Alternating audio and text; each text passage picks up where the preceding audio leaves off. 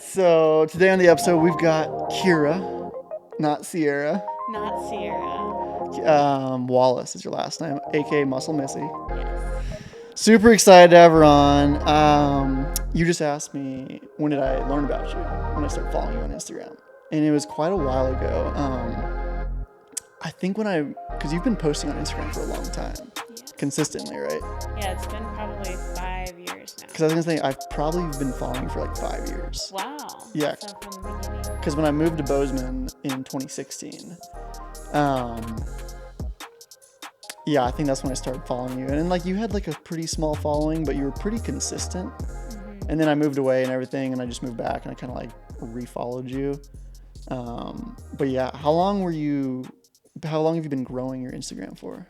So I've actually had the Instagram account for close to 5 years now, Okay. but it didn't really expand to the level it's at right now until about 7 months ago. So that's been like the really exponential growth. I was always posting consistently.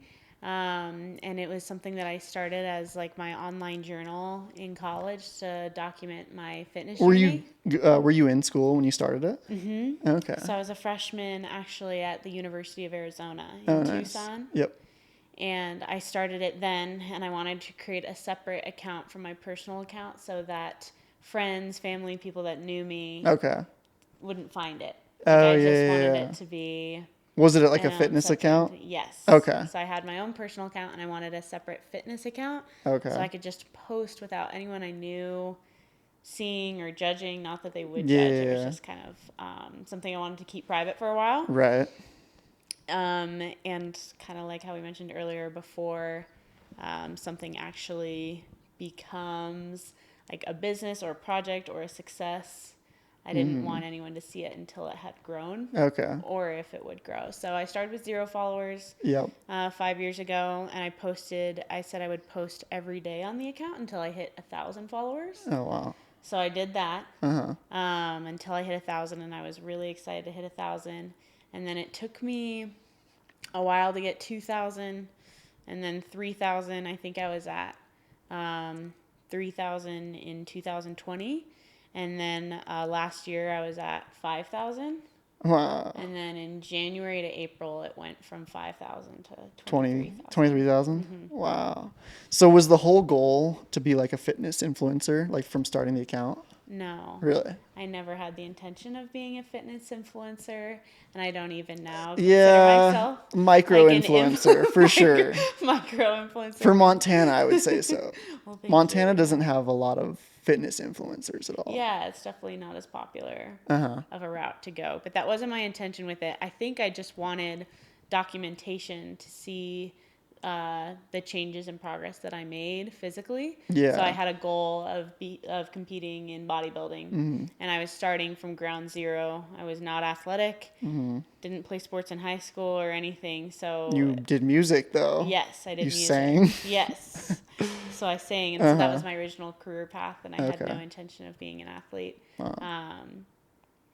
So So what were you yeah. going to school for at the time when you were... I had a scholarship as an opera major. So Okay. I'm an opera singer, and that was my original career path.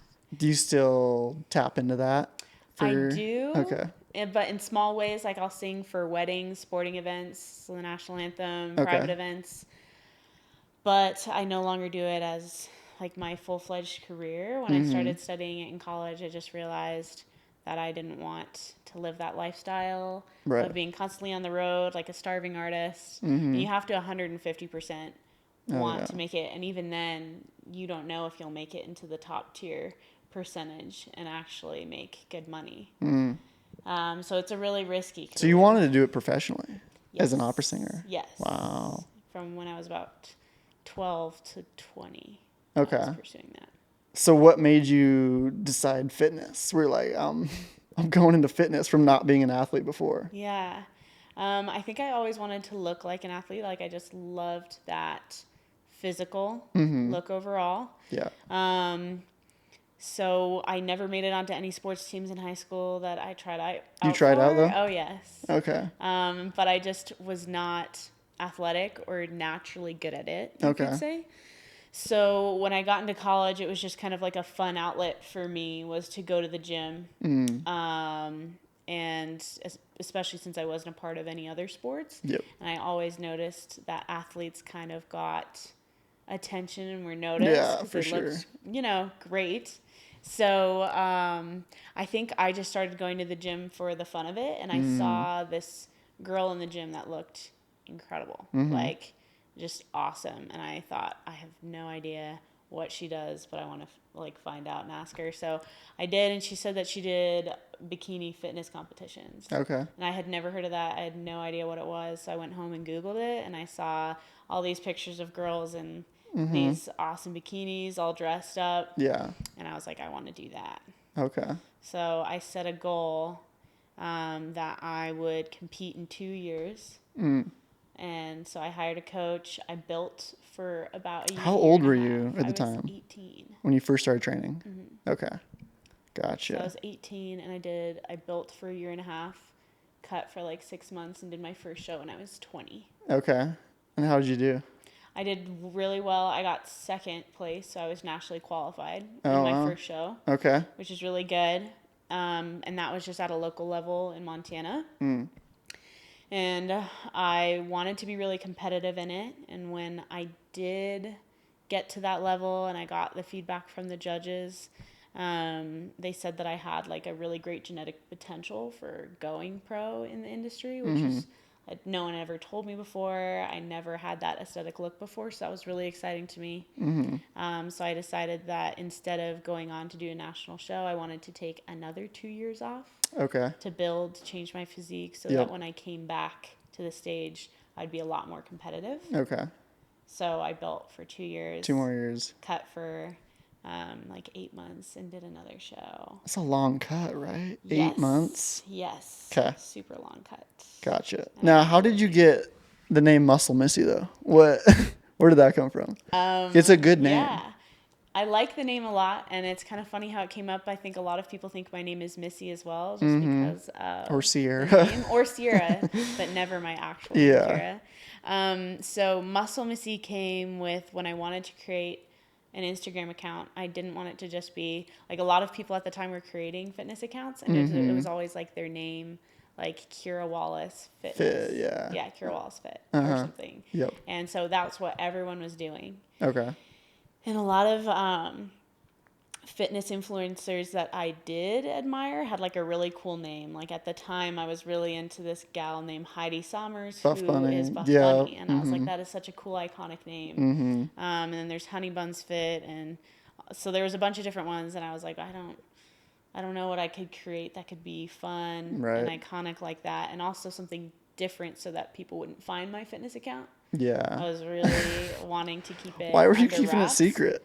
I think I was really embarrassed because in high school I really wasn't known as athletic. And so I thought that everyone would think it was a bit of a joke that I was trying to be an athlete. Right. Now this fitness girl when you never were before. That makes sense. And so I think I felt embarrassed because it wasn't a part of my identity at all. And I didn't look the part at all when I was creating it.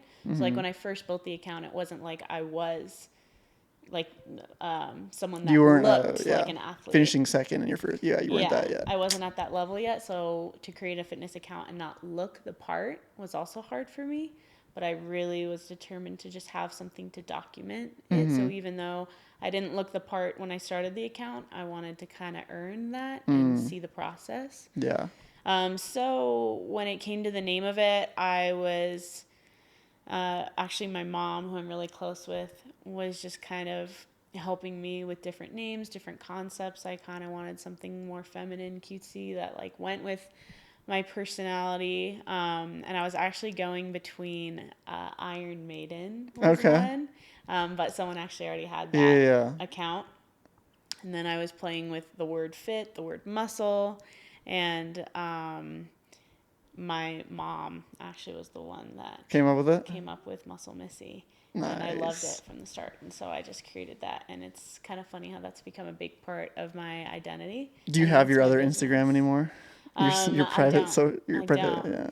Okay. Yeah. So now this is kind of my just platform Yeah. where I share everything from health, fitness, my life overall. Mm-hmm. And so it's my main account. Yeah. I think a name is important because you think of like the Liver King, you know him? Yeah. He's blown up huge over the last year and a half. And like, I don't know, like a lot of people have like this kind of or separate identity, which like builds them up, like Buff Bunny. Yeah. Who else has some big names like that? Do you know of anyone else, or was it really just Buff Bunny that was? Buff Bunny had a great name. There's another girl, Honey Buns Fit, I thought was a fun one. I don't know of too many iconic names now. Yeah. A lot of it was just fit. Something fit. Yeah. Or Buff Barbie, I think was another one. Okay. That's a good one. So things like that. Yeah. Yeah. And I didn't intend for it to become an actual business, which is now like what it is. It's turned into my personal training business and a brand. Like Muscle Missy is my brand. Uh-huh. Yeah. So let's backtrack a little bit. So you, 18 years old, started training for your first show. 20 years old is when you had your first show. Yes. You're still in college at this point in Arizona? Yeah. No, I transferred back to Montana State because I switched career paths. Okay. I no longer could have my music scholarship if I wasn't pursuing music. So I came back to Bozeman. Okay. And I never had a plan B. I always wanted to be a singer. So I was just going to college to get like basic credits out of the way, and I had no idea just doing your generals. What I wanted to study otherwise. Okay. Yeah. Did you graduate from MSU? Yeah, but I actually took a semester off to figure out what I wanted to do. Okay. And that's when I got my personal training certification. Oh, nice. And I got my health coaching certification, and I became a personal trainer, health coach. So I did that on my semester off. And actually, when I went back to school, I went to the culinary program at MSU. Through Gallatin? Mm-hmm. Oh, really? Mm-hmm. So you're one of the first people to do that? Yeah. Super so cool. That's a newer program. So I graduated last spring with my culinary degree. Oh, heck yeah. Yeah. Okay. So it's been really cool. So, okay. So let me get this timeline straight. How long did it take you? I'll say this because one of my good buddies, Jack, he probably follows you too. He's a big fitness guy in the area. Not like as far as a following goes, but he's pretty big. You know, he loves fitness. And he's been wanting to leave, I'm going to put him on blast, but his detailing job to get into the fitness industry and be a personal trainer. Okay. So like how should Jack make the transition to being, because he wants to do like online coaching like you. Like he wants to grow his Instagram. He wants to have like a completely like online business where he can travel because he loves surfing. He loves skiing. So like what's your advice for like Jack or for other people that want to get into the online coaching business? Want to go that route? I think now is actually an incredible time and an opportunity to move your business online. So many things are remote, working online. And I actually always had a coach for my competitions that was all online. So they never even met me and brought me into like incredible conditioning for a show. So I definitely think it's possible and a great time to pursue becoming an online coach.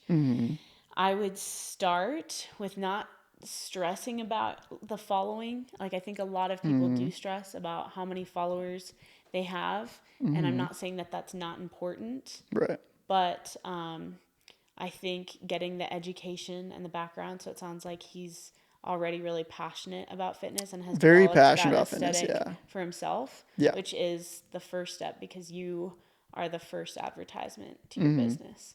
So I think he's already on the right path that he looks the part. Yeah, I'll show you. Perfect. And so from there, does he have his personal training certification or any education on that yet? He doesn't have a certificate. No, I mean, he's like studied it like through podcast, YouTube, reading, things like that, but no certification to prove credibility or whatever. For sure. So you think that's important to get that credibility? I do. And not even that I think, and I'm not trying to discredit any online programs here about personal training, but I really do think that you learn the most about personal training and personal training other people through doing it yourself and going through trial and error yourself. So being able to build muscle for yourself, being able to lose body fat. If you have a goal of some sort of fitness pursuit, whether it's like a powerlifting competition, bodybuilding, anything, just so that you're putting yourself in the shoes of what your client might want to go through at some point. So also I think it depends what kind of clientele he wants. Like if he just wants general fitness lifestyle clients, awesome, be the walk and talk for that. If he wants to coach people and specifically like strength training, powerlifting, put yourself through that. Okay. So that you're an example of Do you think it's important someone. to niche down if you like want to get started? Don't just do everything. Do you think it's like I'm doing like functional fitness, or I'm doing bodybuilding, or I'm doing whatever? I would take like the clients that you can get. I do Okay. think it's important just to like get experience. Okay. But I do think it's important to have a particular interest for yourself. Yep. So that you can continue to put that into practice and attract the kind of clientele that you want to niche down in the future. So I think personal trainers can start just being general personal trainers for people that maybe just want to lose weight, lifestyle, whatever it might be. But say he's really passionate that, wow, I really just want to train people for overall strength and max out reps, whatever that may be, that he kind of do that for himself. And eventually like just slowly take on clients that are really interested in that. Okay. And over time, I think you just naturally develop your niche by what you're passionate about and what you start pursuing. Were you reaching out to people online saying, hey, this is what I do, I'd love to coach you, or were they all reaching out to you? At the point that I moved it online, they were all reaching out to me. Okay. I've actually never sought out Okay. a client. And I'm not saying that that is not a This path seems to go down. Yeah. Seems pretty rare for starting out. Yeah. So that's why I don't want to give anyone the discredit that I think it is important to, when you're developing your business, trying to find clientele, reach out to people, advertise and market. At the time I was an in-personal personal trainer. And so I had all the clientele there. But when it moved to online, it was kind of just, I never thought of moving it online. It was that my whole platform was asking me, hey, like, do you do personal training? Do you have something to accommodate? Do you have an Yeah. opening? Do you have an availability? Do you do training programs? And I hadn't. And so then I thought, well, maybe I'll just try it and see if it's a good fit. And so during COVID, I built a lot of programs. I worked on my online brand, developing a website, a blog, all of that. And since the clientele were reaching out to me, I just felt like it was actually a really good thing to dive into. Okay. And so that's how I've been able to do it, but everyone's path is really different. So kind of the forced shutdown of COVID really launched your career. Yeah. Because it forced you to go 100% online pretty much. It did. And I think that was definitely the best thing that could have happened. For sure. I really like having it online. With that being said, I do miss like that social outlet and that interaction of being with clients one-to-one. But I have like weekly Zoom calls where I'm able to like connect with them face-to-face in a different kind of way, but still chatting with them and having that personal connection. It's just not that in person. With that being said, I still would like to kind of have a 50-50 mix. Okay. And so at some point I would like to go back in the gym and probably take on clients like 50% online and then the other half in person. I feel you. So I'm really curious, what grew you from 5,000 to 23,000? Was it one video that went viral? Yeah. Okay. I've heard this with one of my buddy's wives, went from like 1,800 to 68,000. Wow. With one video that got like 11 million views. That's amazing. And it's kind of crazy that can happen now. So when I first started social media, you didn't have reels. Yeah. And you weren't really posting videos. It was just photos. Like this is 5 years ago. Yeah. Oh yeah, I know. Yeah. You remember. I think I had an Instagram in like 2014. Yeah. So yeah. For sure. So Instagram was just different back then, and you just posted photos. Of your Quality food. was like, like my plate of my meal is what I posted back in the day. Really? Yeah. Like my mashed, like whatever I ate that day. It was super posting bad. That. I love it. Yeah. I just remember, even I keep all my posts so that I can kind of like look back on them and you can see the quality difference and the quality change. Yeah. But back to your question. Yeah. So I had never done videos before. It was just photos. Yep. And then when people were saying that now Instagram is focusing on reels, it's always nerve-wracking to have to change what you just got comfortable doing. So I think like I just got comfortable with having, 5,000 followers and just posting photos, and now I had to expand and figure out how to entertain people through video. And I didn't know how to do reels or any of that. So basically I would just hear an audio, like when you're searching on reels overall, and you're just looking at reels for yourself. Mm-hmm. I would just hear audios and be like, oh, I feel like I could use that, but translate it to fitness or Okay. something. Put that audio related. over your video or something. Yeah, Got it. because you can use a lot of the audios for different businesses. Okay. Like it's just kind of a broad sense of however you want to use the audio. I feel like it can translate to different businesses, brands, niches. You just have to find your twist on it. Okay. But oddly enough, the video that went viral had absolutely nothing to do with fitness. Really? Yeah. What was it? I can go back and show you. I think it has 6.8 million. And it was like a 20-second video of me just like dancing and lip singing over Fergie. Okay, nice. I like it. Yeah. Okay. So it was super short clip, and I was not in anything fitness. I was in a white button up and jeans, and for some reason Nice. that Okay. video went viral. So maybe I'll show Okay. you what video that was. But that Yeah. one went viral, and that had 6.8 million. And then I had a transformation video that I filmed on TikTok.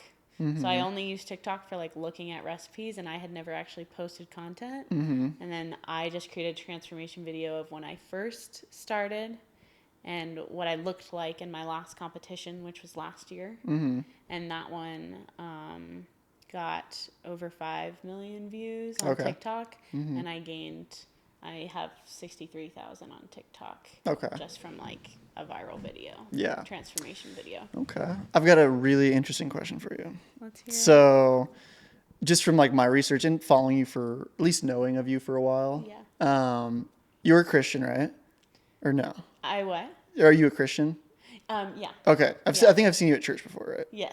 How do you think as a Christian, like being in the whole bodybuilding industry, like how do you think, like, is there negative light that comes from that?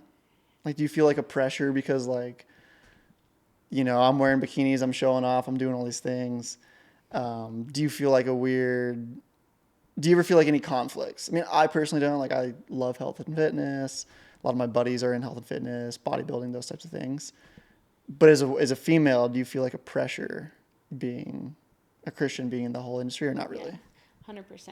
Okay. And it's definitely something I've had conflict with. I actually grew up in a really reserved household, and I didn't grow up as a Christian. It was a lot more of a strict religion, and so for me, there was never this idea that I would be an athlete or especially do something like being on stage, being judged in a tiny bikini. So when I did actually start doing that, I was a bit at conflict. Like, is this something that aligns with my belief system? Or with how people are going to judge you? Yeah, mainly like how will people perceive it? And so when I got into the bodybuilding industry, I think it really changed my perspective on the body in a positive and a negative way. I think with competing, being in a bikini wasn't about like showing off and like, look how great my body is. It was more not looking at the body sexually, but as like a muscle and as like this hard work that you've put into it. And so for me, like a sculpture you created. It's like a beautiful thing, not like, I mean, it's both things, but like it doesn't always have to be a sexual thing. Absolutely. You know what I mean? And I think being around other people in the bodybuilding world and just realizing that none of them thought of this as like a sexualized sport at all. It really was for the sport of it. Competing, The competing of it was for the intensity of it. I mean, the 30 seconds on stage, yes, you're in like a small bikini and being judged on it, but the entire work of years and months building and cutting, like that whole work ethic is what you're showcasing on stage. And I think for me, putting it in that light of like not sexualizing the sport, but it really being like the work that I've done and being able to showcase that. Yeah. And just having everyone in the sport seeing it as that as well. Like you're showing your muscle and your hard work and your body, and it's not about how great you look in a bikini. Right. Exactly. That's just the outfit that happens to show. Yeah. Like the hard work. But yeah, it has It been a would little be hard. because, like, I mean, I grew up Christian and am. Okay. So the whole, the modest thing about Christian, like the beliefs of being modest, like that's where you make a transition into competing in bodybuilding. It's like you're no longer modest. You know what I mean? Yeah. So like I could imagine from a female's perspective, because a male, it's like we have shorts on, their Yeah. board shorts or whatever, Yeah. or their little whatever the dudes wear. Yeah. Little Depending on your category, little sometimes you have Speedos. to wear a Speedo. But yeah, Okay. for the most part, you're in board shorts. Yeah. Yeah. So I can imagine it is harder for women to get over that edge of like, is this what does this go against my morals? Yeah. When it shouldn't, if you're doing it. Yeah. So. And I think following a lot of girls that are pros in the bikini bodybuilding industry and have really strong belief systems, and they showcase that on social media too. So I think by me following them and having them as an example of girls that were Christians and that really had a strong faith but had this work ethic and love for this sport, and finding a way to like respect their bodies, themselves, the sport, while also having their faith. But it is hard because like on any social media platform or in general, you are going to have people that judge and say that you're in the wrong and you're not representing well. And I've just like learned that with social media, that no matter what I do, like I'm not going to please every section of people or all of my followers, and there will be people that approve of some of the things that I do and disapprove no matter what it is. Yeah. Do you ever talk about that on social media? About the conflict, or not the conflict that you have, but the societal conflict of being a Christian and competing? For sure. Do you talk about that ever, or not really? I would say I haven't dived too much in just the Christian aspect of it. I would say I talk a lot about like that I have spirituality and faith, and I try to make that transparent through my posts. But I am very open about what I guess hate comments and cyberbullying I get, so that people can see that I don't just get positive, kind attention on social media, and that having social media comes with a price. You're going to have a lot of people that are really mean, and there's and you can say I'm in the right or in the wrong, and I don't say that I am or I'm not. I'm just open about what I experience, about what people say, whether it's good or bad. You'll always have people like that, but I do try and be as transparent as possible that I have a faith, that a lot of the decisions I make, because also like being on Instagram, sometimes I feel like that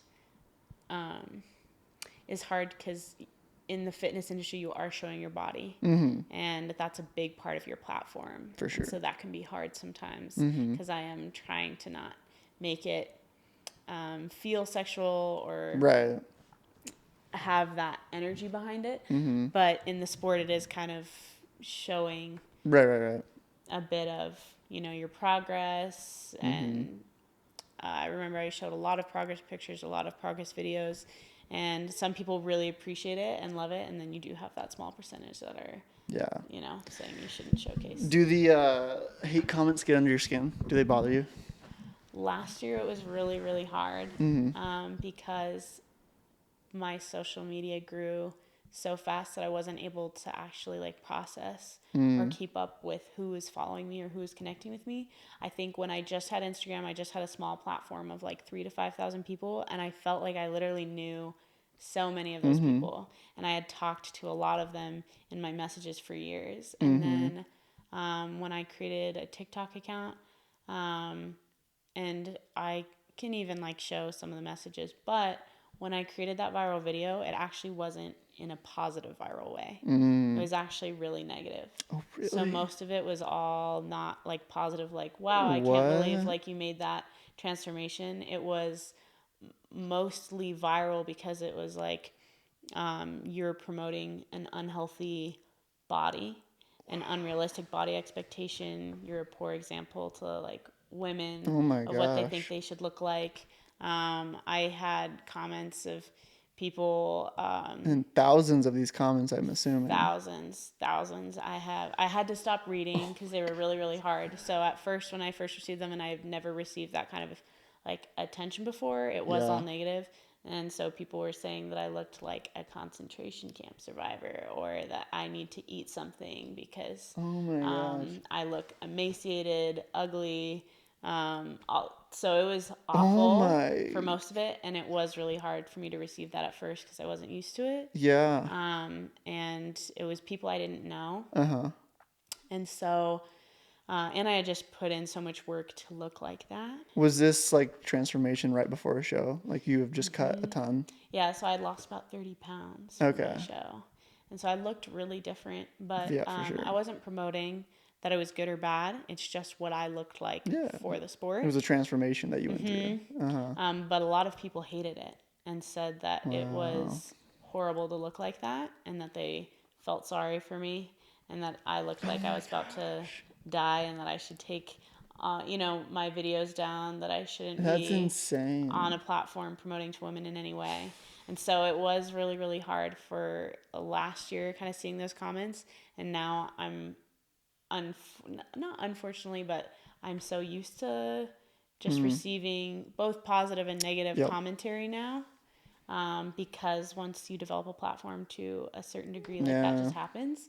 So I think I've grown a lot because of receiving those comments and having to just kind of feel into that and not take it personally, to realize that Well, you know it's real, right? saying that, the people that are saying that, I think have an insecurity of their own and are just projecting maybe their anger or their feelings on a stranger that they don't know, because those people don't know me personally and have no reason to make those judgment calls. But it helped me learn and grow a lot. I'm actually really appreciative that I had that whole experience. And so I do get a lot of that still on social media, but now they don't bother me as much. Do you get them? You probably don't get them as much anymore. Not as much anymore.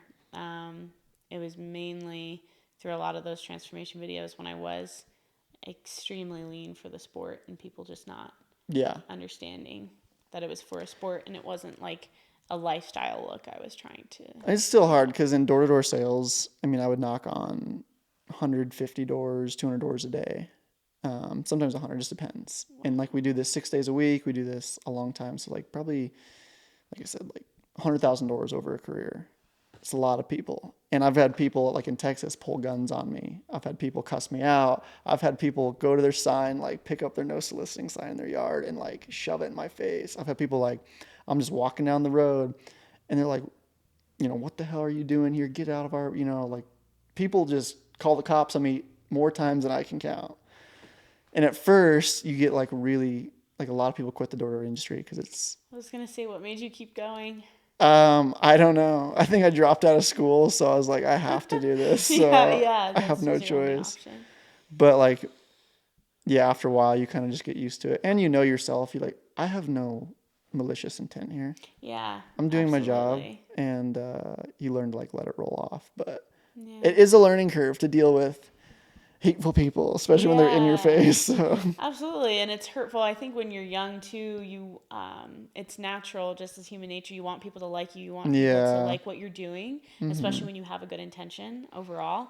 And so I think to have that bad rap, of people just attacking you, and in an unexpected way and unintentional. I think at first that's just kind of scary, and then you sit with it a bit and you're like, all right, I know who I am. I know it hurts your fragile ego at that age. Just like, how dare they think that? It's like, in reality, it doesn't matter, but I care so much about what they think. I'm gonna let it ruin my day. Absolutely. My fragile ego at that point. So I was looking on your website, musclemissy.com. So you do online training, but you also do nutrition coaching. Yes. Now, I kind of was like looking at some of your posts too, and you seem like you cook some amazing desserts. Thank like you. What was it? Like the cinnamon rolls, protein cinnamon rolls. Yeah. Now, do you build nutrition plans for people too, or do you just do? Okay. I do. So I'm a certified health coach with like nutrition training as well as personal training. All through NASM. NASM, and then nutrition and health coaching was through a different program called IIN, Institute of Integrative Nutrition. So both of those are separate certifications. I've always had a huge passion for food. I'm a big foodie. I love food. I love food. So for me, it was like I didn't want to give up like the joys of food while like living like a fit lifestyle. Like I did the whole bro diet of just like chicken rice, spinach. potatoes. And I actually got so sick. I was so unhealthy on that diet. So I wanted to create like a way to eat that was still fun. I have such a big sweet tooth that I definitely like create a lot of like fun, healthier desserts for people. So that's a big part of like what I love creating, and I'm working on a recipe ebook right now. For sweets or for anything? So I'm starting with like 10 of my personal favorite recipes that I post all the time that people are always asking about, which is like I have a protein cookie that I make every night. I have the every protein night? cinnamon roll. I have it every single night. It's like my nightcap. It's my ride or die. Wow. What's in it? I have to know. Well, that's what's going to be disclosed in the recipe. But it's got like 30 grams of protein, has chocolate chips in it. It's a cookie that I bake in an air fryer for like 5 minutes, and I have it no matter if like I get off work super late and it's 1 a.m. I'm having the cookie. Okay. You make it. Do you like pre-make them? Do you meal prep them, or oh, you do? I Okay. pre-make them and then I just bake them right before I eat it, so that like the chocolate chips are all warm. Okay. So when people come to you, do you pretty much help them with anything? Like, hey, I want to gain weight, I want to lose weight, I want to bulk, I want to cut, like whatever it is, you help them with? Yeah. I think I have personal experience with building muscle, losing body fat, and now I'm more of like a lifestyle fitness maintaining person. Yeah, I mean, I'm always have the goals of like gaining strength. I'm a goal-oriented person. So whether it's like I want to feel strong in the gym, I want to be able to lift heavier, I want to build my shoulders, usually have a goal like that. I don't have a goal right now of like losing weight or getting leaner. The only time that I have that goal is if I specifically have like a stage day that I want to be ready for, and I need to like, be super lean be dialed for that, for that stage process. But otherwise, yes, I take on clients if they want to build muscle, if they want to just have a better lifestyle and make better choices and be educated on how to have those habits incorporated into their day-to-day life, or women that do want to lose weight. Do you work with people? Because I love health and fitness. I've not studied it probably extensively as you. Like I've like podcast university'd it, like just listen to things. But kind of what I've found out is it's a lot more than like kind of what you're eating. It has to do with like your body type too, like insulin resistance and stuff like that. Sure, do you kind of talk to people about like, say if someone's like fairly overweight and they have like an insulin resistant, are you like not just working with like calories in and out, it's like more catered to the type of calories they're putting in to work with insulin resistant? It does matter. So I know that there is like a lot of conflict and contradictory opinions on calories in versus calories out. And at the base level of things, yes, if you are eating in a surplus and your energy output is more than like you're eating, so if you're in a surplus, you'll gain weight or gain muscle, whatever your goal is, and then when you go into a deficit, you're consuming less calories and your energy output is more than you're consuming, you will lose weight. Like just simple kind of math there. But it does matter, especially with different kinds of body types and people and like what their body thrives off of, the calories that you're putting in, because even though like the calorie of one Oreo might be the same amount of calories as an ounce of nuts, your body is processing them in completely different ways. So at a caloric number level, yes, they're the same, they're equivalent. Your input is the same, but how your body is processing them, and the energy involved to break down nuts compared to an Oreo is way different. So you're actually burning more calories by consuming nuts, which have fiber, takes more to chew, digest, and everything than if you were to consume an Oreo. So it's kind of like the processing is different, and it also creates a different insulin response in your body. So it is important what you're putting into your body. So I never say like you can't have anything, but it does mean that you need to be conscientious of how much of what you're putting in your body. It needs to be And you work in with your balance. clients on these type of things? Yes. Okay. I'm hugely It's not just like, passionate here's about your all of meal it. plan and here's your workout plan. It's like, what's your body type? What's your goals? And do you talk with them? Do you get on the phone? Yes. So we have calls every single week with my clients. We go Okay. over the week. We go over, the nutrition plan that they are on. I have some clients that like to track calories because they just like to have that mindless idea of, okay, I know how much I'm eating. I know that I'm on track, and they like doing that. I have some clients that are like, I do not want to count macros. I do not want to do that. I just want to eat healthy and know what to eat. And so it depends what someone wants to do. But yes, I will cater it to whatever the client wants. And then we go over their nutrition every week as well as their training program, talk about the wins, successes, or things that didn't go well that week, what we can change for next week, and I adjust their programming accordingly. Yep.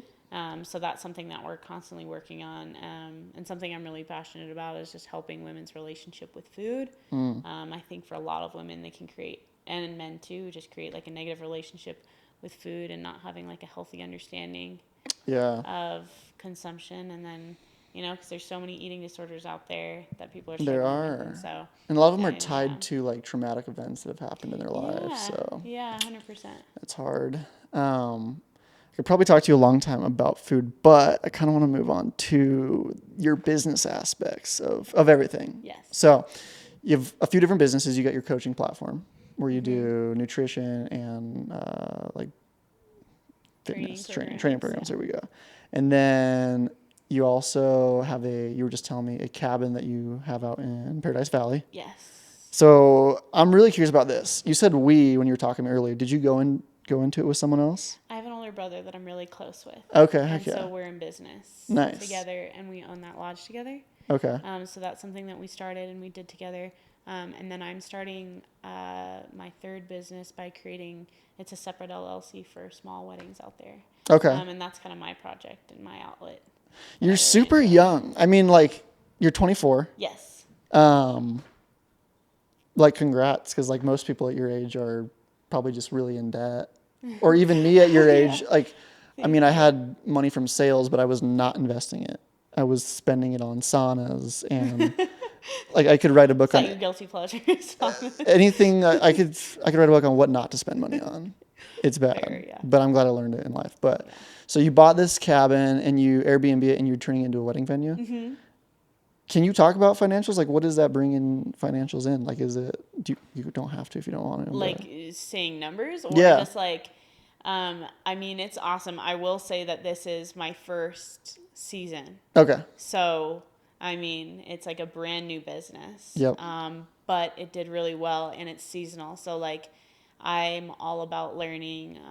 Like, my parents were really good at showing me how to create like passive income. And so for me, I have a passive income from, let's say, May to October each year. Okay. That's about like my year's salary in that month time frame. Mm-hmm. But then outside of those months, I'm also a personal trainer. Mm-hmm. And so I do receive like finances from that. Yep. And then I bartend a couple nights a week just because I'm the at social that age aspect. where, I think it's a really fun social aspect. For sure. You and I talked a bit about networking and how important that is. Mm-hmm. The amount of connections that I've been able to make with people through bartending is fantastic, and it's a great way to make extra money. I pretty much invest my money in bartending into like other businesses. Did you have a phase where you just blew all your money? Because there's this phase in like the door-to-door industry, people are making, for me, example, I was 23 years old. I made, $100,000 in 4 months. That's amazing. Of selling pest control. Wow. Door to door. Yeah. And there's a lot of people making 6-7 figures, 8 figures selling door to door sales. Like it's absolutely insane. So there's this thing that's called new money. Because you take all these stupid young kids and you give them these big checks and they have new money and they don't know what to do with it. So they spend it on cars and trips around the world and clothes and things like that, which I am 100% guilty of. I had big lessons to learn because I didn't come from I have great parents, but they didn't have money. So like, did you have that phase of just blowing money, or like, have you always been good with money?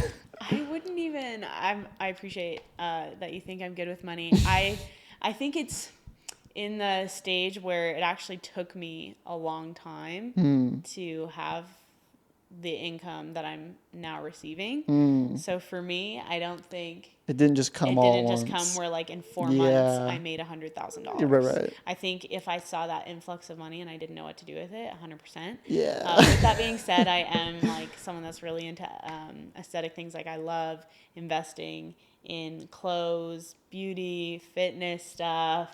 Okay. I love food, so like I will go to town with Yeah. like traveling and exploring like Oh with different yeah, restaurants eating and things out like for that. sure. Eating out, it definitely adds up. So um, I do make mistakes and like spend too much money in certain areas.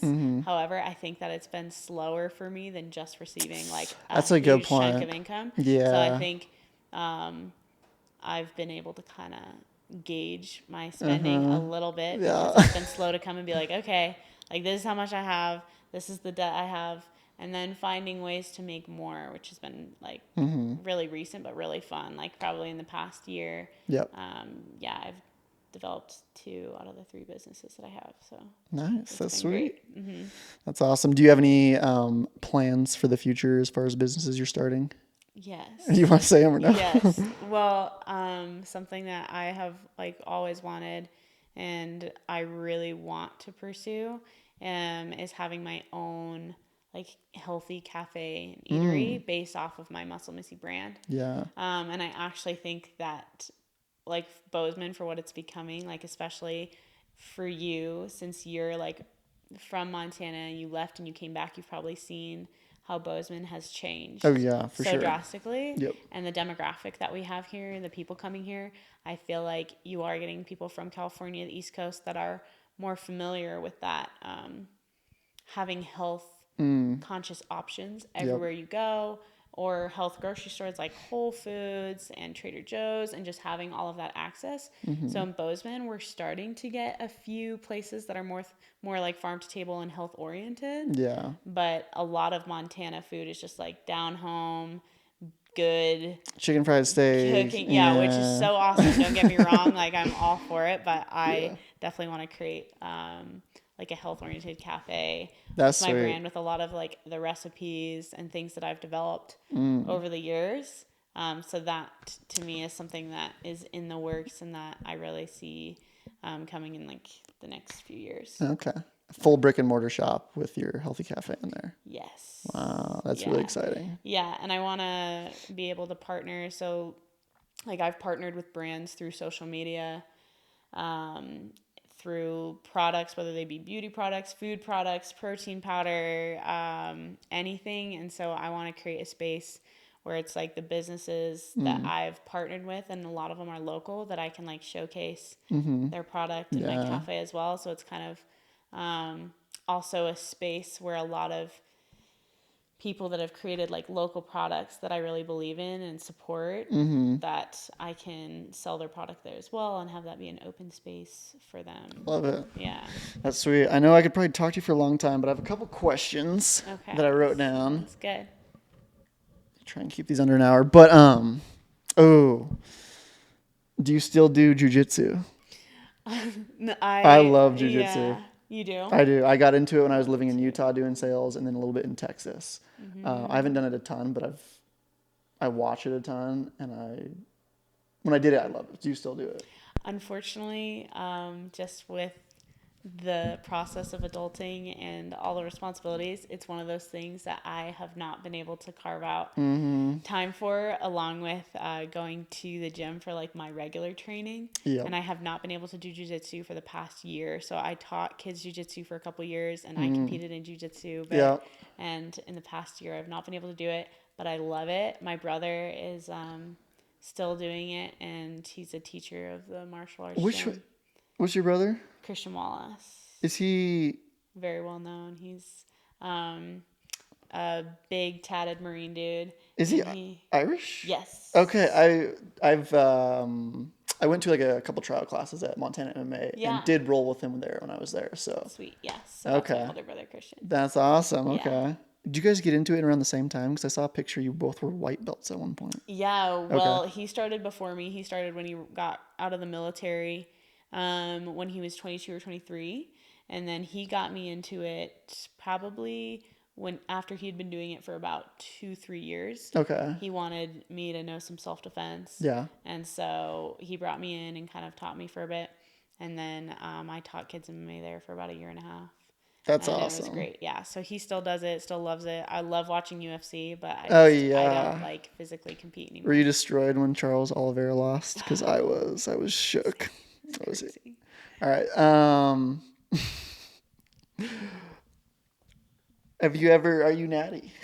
It's actually a really good question, and I am. Okay. When I was 18 and I didn't know much about the industry and Yeah. the consequences of taking things, and I just wanted to be as big as possible, Right. I was highly, highly considering it. And the only reason I didn't at the time was because I was an opera singer and I didn't want my vocal cords to change.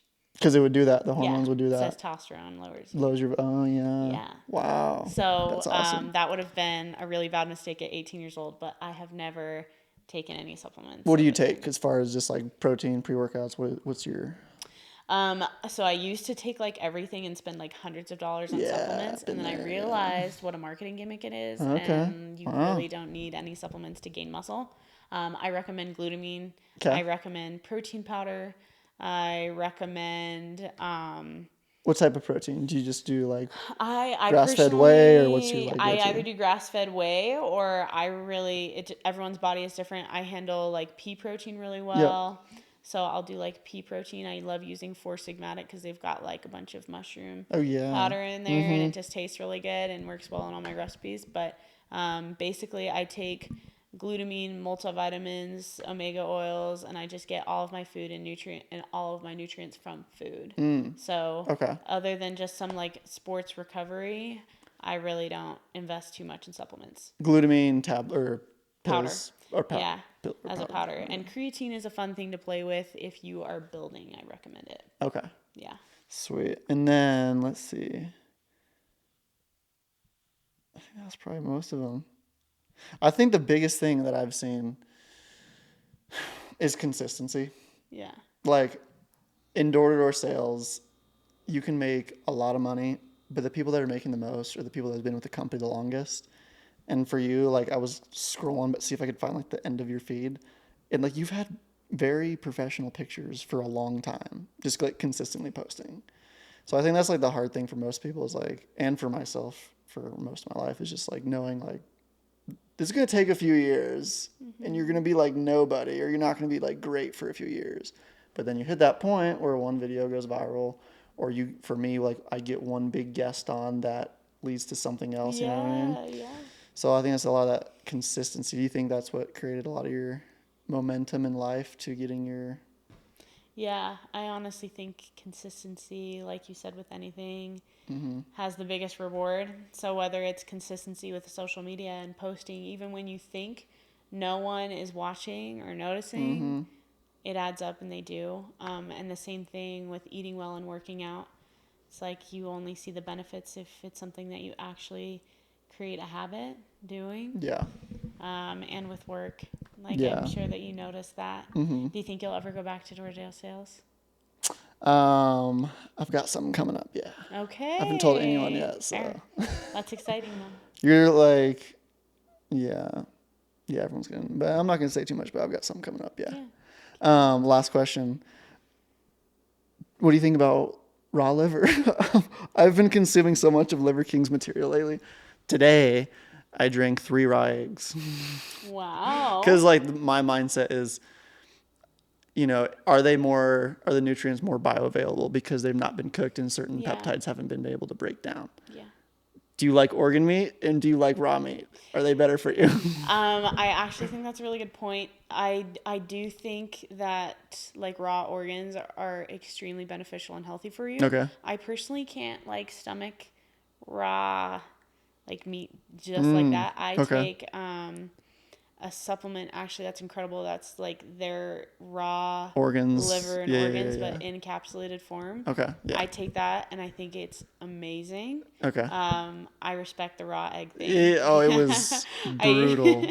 It was I used brutal. to drink like raw egg whites. But I think it is important to consume things in different forms because, like, even with vegetables and stuff, you are changing the compound and how your body digests it, breaks down all the nutrients. Yep. So I think it is good to eat some things raw, some things cooked, to have that variety for your body. Wow. Yeah. I'm impressed. I think a lot of people wouldn't hire a health coach because it's like, I know how to do it. Just eat less. You know what I mean? Yeah.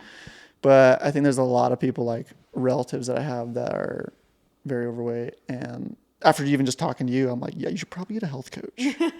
Not because like because you need one. Because like you're gonna reach your goals quicker. Absolutely. For having that. So and I think you can always learn something from someone else. So even though I'm certified in personal training and health coaching, I've always enjoyed having a coach because I know that I can learn something from someone else. I know that they can help me with my body and realize certain aspects of training that I didn't. And so I think there's always room to grow. So even someone that's educated in nutrition, fitness, I also think having that coaching and accountability is helpful for them too. So no matter what level you're at, I need one. It's helpful. For sure. Sweet. So your Instagram is muscle_Missy. Yes. Website, musclemissy.com.